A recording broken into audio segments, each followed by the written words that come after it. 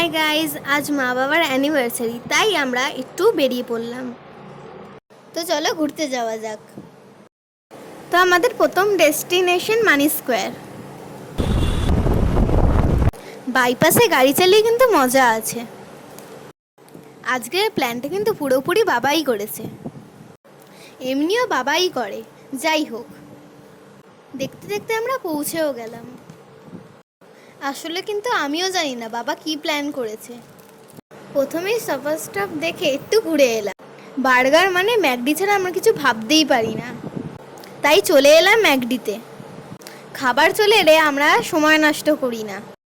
দেখো বাবা কেমন মন দিয়ে বার্গার খাচ্ছে, আমিও ফ্রাইজে মন দিচ্ছি। মা ভুল করে ফটো তোলার জায়গায় ভিডিও স্টার্ট করে দিয়েছিল।